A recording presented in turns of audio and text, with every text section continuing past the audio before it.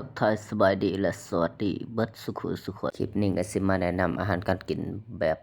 บ้านๆแบบลาวๆเฮาสิมาก้อยปลานิ่นใส่หมักถั่วไอ้ที่ยังบ่ทันกินข้าวแลงมื้อนี้ก็ทากินนำกันได้เด้อมื้อนี้เบิ่งสีแม่และมือการทำอาหารการทำกับข้าวของข้อยในมื้อนี้อันว่าสิว่าเชฟในตำนานก็ว่าได้เด้อพี่น้องจากนั้นก็สิมาปรุงแต่งใส่เกลือเปียงนัวและมักพริกป่นและสิ่งที่ขาดบ่ได้ก็คือผักนาวและข้าวคั่ววิธีการทำอาหารของข้อยก็สิประมาณนี้คลิปนี้ก็ฝากกดไลค์กดแชร์กดติดตามให้เด้อมาคิดข้าวนำกันพี่น้อง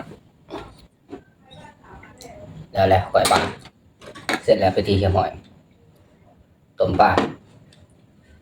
ได้ทั้งก้อยได้ทั้งต้มเลยไหมมาแซ่บๆนำกันคือเก่าหลังจากเลิกงานมาบ่มีหยังหลายปรับกับข้าวคือเก่าพี่น้อง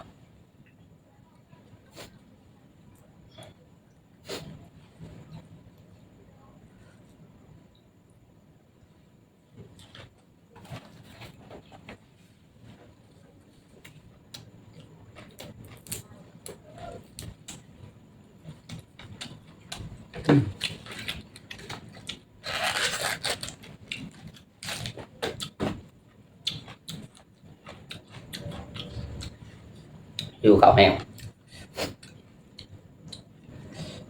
มาเดินมากินน้ำกันเนาะ